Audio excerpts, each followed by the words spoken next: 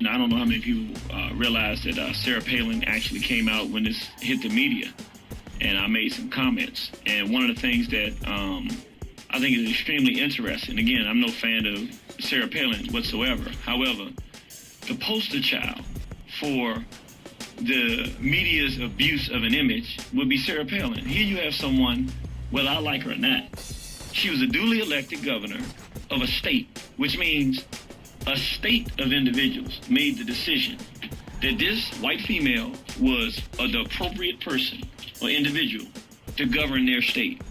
Now, how is it that when you say the name Sarah Palin, I think of the stupidest individual in American society?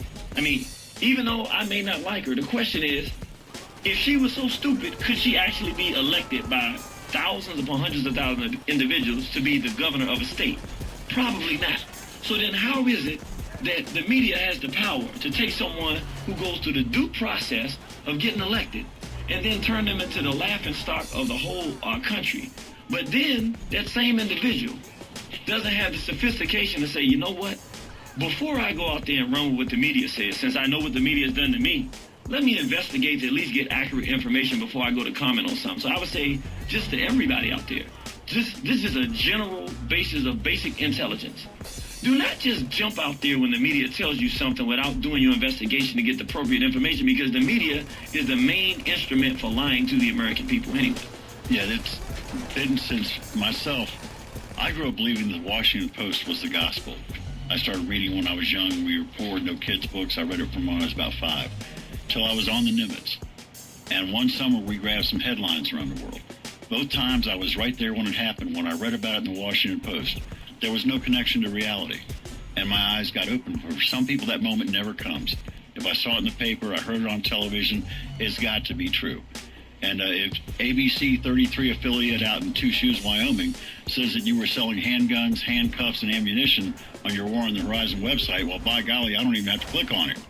But there are no handcuffs, ammunition, or handguns for sale on waronthehorizon.com. If you want to find out what it's all about, what you need to do is clickety, clickety, clackety, clackety, log on and read it. Or you can let the HuffPost tell you how to think. Is that pretty much the two options people have? Yeah, man, I'm not exactly the biggest advocate of Europeans going and looking on the War on the Horizon website, but of course it's public domain, so yeah. I can't stop them from going there. Yeah, but I would say this. I'm going to tell you exactly what I think, so you don't have to wait for no small hat or white so-called Jew to tell you what a black man thinks about whites and oppression of African people. I'll tell you exactly what I think. I would appreciate the benefit, though, at least if you want to hate me, which I have no problem with. I don't have any problem with that. I'm just saying, hate me because of who I am, because I represent what I represent, not because something is told to you by somebody that lies to everybody. Yeah, that would be a more fair thing to do. Well, when I talked to the city of Dover Council, because they were concerned about Dr. Issa running a radical company, and what I told them was, well, I have a picture of this man on my cell phone here, and I showed it to him. It's the one we took in D.C. at the fundraiser. And I said, this is the man you're talking about holding his daughter. Now, if you try to hurt that child, he is dangerous. You know, don't get it twisted. Mind your own business. And as we used to say in the district, don't start none, won't be none. Well, I say it, and I take that a step further. Look, if black people weren't being lynched in Delaware, Dr. Issa would be at Delaware State University, supposed to be a black university, educating black youth, minding his business, living with his family. But because some whites decide they're going to lynch black people, and there's no one that will step up to the plate, Dr. Issa has to reach out and say, who is it that will help me stop this? And guess who's going to stop that? It's going to be the group of black people who are most concerned about what's happening to black folks and are willing to take steps themselves to prevent things from happening. And who aren't afraid to step up. And speaking of stepping up, it looks like we got some people trying to reach the program. Caller, you're live with Doug, Dr. Issa, and Irritated Genie. What's cracking? I just wanted to tell you that I looked at the Black Genie's website back when I got a number from the Southern Poverty Law Center. Your beautiful new aircraft is waiting at our nearest airfield. This is a male who's probably been knocked down and he got up, and those are the most dangerous times. And I thank you for being here today. Well, thank you, sir. We'll go along to another caller. Caller, you're live. Caller, you're a dial tone. Work on it. Caller, you're live with Doug, Dr. Issa, and Irritated Genie. What's cracking? Hey. Hey. Question for just Genie. Yes. Do you consider yourself a race baiter? Do you consider yourself a race baiter, is the question. No. No. I'm one of these firm believers in if we just get along, everything will be fine. If you don't stir the pot, and nothing... That works to a point, but... I'm trying to explain myself properly. Yeah. How can I put this in the right way? Just because somebody that looked like me 300 years ago abused somebody that looked like you doesn't make me a bad person. And I'm tired of being called a racist and a bigot every time I voice an opinion. Well, then you have to actually get out there and run for office so they can call you worse things when you don't say anything. Yeah, I understand where you're coming from with that. But let me answer this. Go ahead, Gene. You said 300 years ago, and this is the kind of thing, again, I want to keep pointing out European hypocrisy. Zimmerman just murdered Trayvon Martin. That wasn't 300 years ago. Dunn just murdered Jordan Davis. I mean, young brothers in the car, minding their business. White male walks up to the car, says, turn down your music. They say no. And he shoots through the window and kills them. Shoots them 8 times and murders them. Zimmerman calls the police and says, they always get away, to a young man who's walking down the street, had committed no crime and murdered him. This was not 300 years ago. This just happened. The real demonstration of racism is not in the fact that this individual murdered somebody, because anybody from any group can do it. The real demonstration is that when you set the 6 white females down at the table to say, did they murder him and was that wrong? And here's the American law that says you're not supposed to murder people, that they voted and said, no, he didn't do anything wrong. So we're not talking about what happened 300 years ago per se. We're talking about white aggression that's continuous against African people, and we're going to defend ourselves. And I think we have another call on the line if they're still there. Caller, you're live with Doug, Dr. Issa, and Irritated Genie. What's on your mind? Hi, Doug. Hi, Doctor. Hey. First of all, Doug, I might tell you that you had those 2 hang-ups, and it may have been my phone because something was happening to my land phone. No need to apologize. It's a hazard of the trade. Okay. And then I heard the doctor talking about being so wicked, terrible to the African black. That was Irritated Genie. I know we all sound alike, but you got to try to keep it not separate. you, but the doctor, yes. No, that was Irritated Genie. Yeah, Dr. Issa's different. You may think so also. But I'm conservative, so I know the feeling how the media treats us also, which is just terrible to have to listen to. And let's see, I have a couple of other things. An underreaching point I'm trying to make to the audience here is we have a lot of conservatives and dissidents in this audience, and don't get it twisted, what the Lord told us, what you've done to the least of you. If it can happen to Irritated Genie, it can happen to any of us who don't fall in the party line. And that's a point that some people get, and I appreciate you calling, but I've got a call here I've got to take, or I'm going to be in real big trouble. Okie doke. All right. I think this is Joan. Is this Joan? Yes, Doug, I finally got through. You finally got through. Oh, God. Now, listen, I'm a little nervous, and I know what I need to say, and I'll try to be as quick as I can. Okay. Okay, I want to address the 3 gentlemen there. Okay. As a white woman and a human being, I totally and completely hate corruption, whether it's by a black person, white person, blue or green. And I applaud and would defend anyone who would fight for what is right. And I would be the first person to help you if you were in trouble. I am also against homosexuality and abortion. As a matter of fact, Margaret Sanger, the one who started Planned Parenthood, did it to eradicate the black race. And I've said it many times on the radio. Okay, when I was about 12 years old, 2 black girls approached me and beat the pulp out of me, okay? And while they were doing it, they called me white girl, so I know that's why they did it. And I am not prejudiced, or I do not want revenge, and throughout my life, I've had many black friends. But I want to tell you, too, because of what happened to me, I've been very, very cautious and leery, but I still do not hold it against them. And I don't expect you to pay me back or apologize for something that you didn't do. But at the same time, you have the right to speak in defense of the truth. And I want to thank you for getting it out there. It may not be exactly what people want to hear, but somebody has got to do it. Thank you. Thank you very much, Joan, as always. Jeannie, any response? Not really. God, how do I say this? I'm stepping in some dangerous territory with my own constituency, but I'll just say it like this. I'm glad to see that there's somebody that has the courage to say they don't agree with homosexuality. I mean, I'm almost thinking that this is an entirely homosexual country and there's not a heterosexual still alive. So at least she said something that we could have some basis of agreement on. And that's where we are at WGMD News Time, 2:33.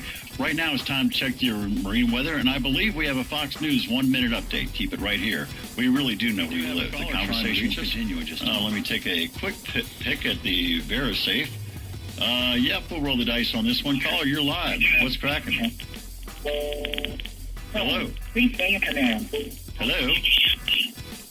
Para Español, marque dos. Okay.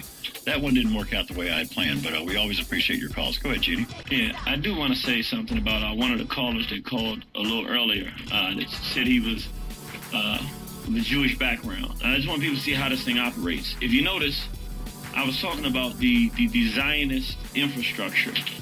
And if you notice, he said, yeah, I do believe it's going to be a race war. Now, he changed it. And I just want to just point this out because it's real time watching how they manipulate and operate.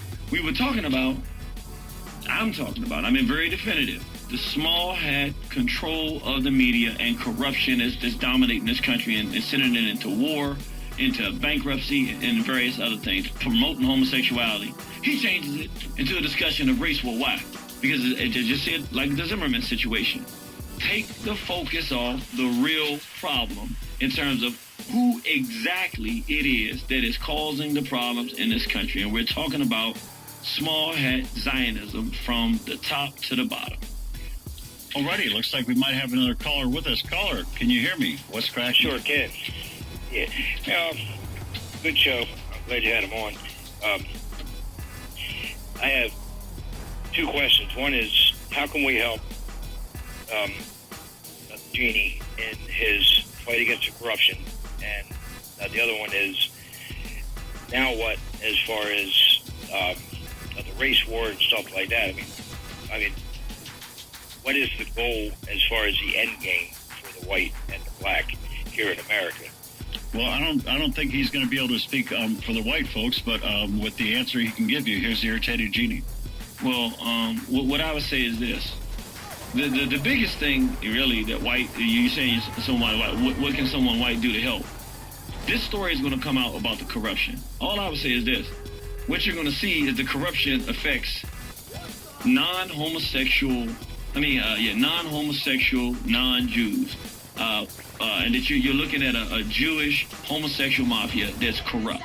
So whatever white Americans who don't believe in homosexuality and don't believe in Zionism can do, when this story comes out, and it's going to come out, and the level of corruption is going to be something, it's going to be the biggest case in the history of DHS. When it comes out, you'll see. I'm saying you should demand from your own government that the corruption stop. I'm not asking you for anything personal. That's how you can help. That this kind of corruption, when people whistleblow, and when people say, hey, this is theft, it's wrong, it hurts everybody in the process, then it's got to be a system that allows for people to be able to do that and not get covered up by this Zionist infrastructure. So that's one thing. The second thing in terms of what the end game for the white and the black, the reality of it, when we talk race war, just to get it clear, again, the way they're spinning the media saying that I'm saying that we're going to have a race war. We've been in a race war for the last 2,000 years, 500 years in specific. Whites are killing us. This is a fact. It's not a debate. And whites aren't talking about it. They're doing it. All I'm saying is, as opposed to the Native Americans who group by group by group eventually got wiped out till there were none, I'm saying as an African interested in defending my race, it's not going to be that way. I'm saying to my race and to everybody else out there, okay, whites have declared a war. They haven't said it verbally, but they're doing it. And this is what it is a racial war for extermination. And as an African, I'm not going to allow that to happen. We're going to fight back. All righty. Thank you, caller. We seem to have no shortage of callers today. Caller, can you hear me? You're live. What's cracking? Yeah, hey, if there's a race war, do you think you guys would win since you guys all turn your gun sideways and try to act all cool? Oh, a comedian. to try to act all cool. Oh, a comedian. You know what? I'm really glad you called in because your auntie left something over at my house. Could you tell her to come back and get it? Peace. Okay. Caller, you're live on WGMD with Doug, Dr. Issa, and the Irritated Genie. What's cracking? Oh, Doug, question to the genie. What's his personal feeling of Barack Obama and man, you had to go there. Homosexual? Okay, you had to go there, and I want everybody get the children out of the room and step away from your speakers, and I give the floor to the Irritated Genie. My personal feeling is he's a licentious, sadistic, homosexual guard dog for the Zionists who is promoting homosexuality and thus pedophilia, not only in this country, but around the world, particularly on the African continent, and is the face of Zionist warfare and destruction and global catastrophe worldwide. He's just a guard dog. He's not, and let me just say this, probably be the first black person you hear say this, but he's not black. I don't want anybody else to say that again. He got a white mother and a black father. So I want to give him to you all. I'm sure you want to give him back to us, but we'll have to stop somewhere in the middle. We can call him a mulatto if we do, but he is not. Yeah, he's not, but he is not, he does not represent the interests of black people. He is just a face of Zionism. Alrighty, and I see we have more callers, but right now we've got to take care of some business. Your exclusive WGMD Reliant Traffic Report. And some, I don't know, I'm feeling like rolling the dice again, man. We got some people calling in here. Let's see how this person feels. Caller, you're live. What's cracking? Hey, Doug, I think that guy forgot about the 7-second delay or something. Yeah, could have. Yeah. Anyway, I just wanted to bring up a point, and I only caught part of the show, but when one of your guests was mentioning the Zionist-controlled media, and also the Zionist-controlled infrastructure, and forgive me if I misquoted it. I was talking to a guy, a Muslim, and he was saying so much of the information that we get about Islam and Muslim and everything else is not totally correct. I was asking him about certain things like, do all the women wear the hijabs and do they pray three or four times a day? And he says, no, not everybody does that. We all don't follow everything that is preached in Islam, everything else. And but I just wanted to bring that up because when you mentioned the Zionist control media, I just had to just make a quick comment about it. But thank you, Doug. All right, thank you very much. And folks, so we've got a couple minutes left in the hour here. And where's the time fly? I think Irritated Genie wants to weigh in. Did you want to weigh in on that? I'll just to be clear to the individual just called, we're not Muslim, we're not Christian, we're not Jewish. We don't practice any of those Western or Eastern religions. However, to his point, all of the information on anything other than worshiping Jews as God's chosen people, we get misinformation on. So what's happening is everybody in the society, no matter what their racial makeup is misinformed on almost everything, to the point we're being misinformed that a man's supposed to be with a woman. I mean, I'm shocked that I'm on a Christian or conservative radio station. And when I say that we should not be allowing the promotion of men sexually involved with one another and females sexually involved with each other, that there's not 100 individuals calling saying, I hate this guy or whatever, I don't agree with him, but I do agree with this. And what I would say is it's because in all segments of this society, the Zionists have taken control, and now the small hats are pushing sick, twisted ideas in the minds of the populace, which means everybody is walking around with only one concept and idea that they believe is the only idea, not because it makes any sense, but because everywhere they look, it's all that they hear. And the reason that everywhere they look, and it's in their papers, and it's in their radio, and it's on their television, is because the only individuals in this society, minus a few little individual places like this, the only individuals they get to hear from are the small hats. Well, one thing I wanted to get to that's not apparent to a lot of the listeners, my fellow white folks, those of us who just get all happy when we walk into the drugstore and see SPF 50, yes, I'm talking to you. Many people don't realize the kind of things Irritated Genie is talking about and the kind of feelings he's expressing are shared by many people who dare not express them. Do I have a valid thing there, Dr. Issa? Oh, most definitely. And a lot of people in what this is the most offensive term to me ever, is the black community. Because when people used to say this to me in D.C., I'm like, do you mean Mr. Johnson, the CEO of Black Entertainment Television that I just held the door for because I'm the security guard? Or do you mean the crackhead out front that I just broke my foot off in his butt because I'm the security guard? You're talking about a community that's diversified by economics, education, ethnicity, religion, every way except for how they outwardly look. But within the black community, there are a lot of people that feel like Irritated Genie does. They just won't express it. So is it that unhealthy to have it expressed that we have to silence this man at his job? Or should we maybe have the conversation, hear what the man has to say, and respect our Second Amendment? That's the question I put before people. Go ahead, Irritated. And I'd like to jump in on this, and I'm just going to be honest. I want everybody out there to take an assessment, anybody that understands the reality of what it is that we're discussing. The reality of it is, if you take every single white politician in this country, add them up, draw a line underneath them, they do not have the courage to come forth and discuss Zionism and what these small hats are doing with this homosexual agenda and the various other things that they're doing. They don't have nearly as much courage as I do, all tied together, which means it's not just that it's diversification in the black community, people feel differently, but I'm shocked to come to a conservative audience and realize how much cowards you are. The reality of it is, it's not that no one recognizes how out of control this Zionism is in terms of controlling infrastructure, but there's not anyone that has this type of courage that will come forth and say it boldly because they know that they'll come under attack. And my position is this: I'm already under attack. They decided they wanted to mess with the guy. They got the right guy. Because I really don't care. If you want to fight, then it's a fight. So I'm saying this. If there are white Americans out there that know that this is the case, all I want to do is be able to point the finger and say, I got more courage than all of the white Americans who have positions to do something about this than all of them put together.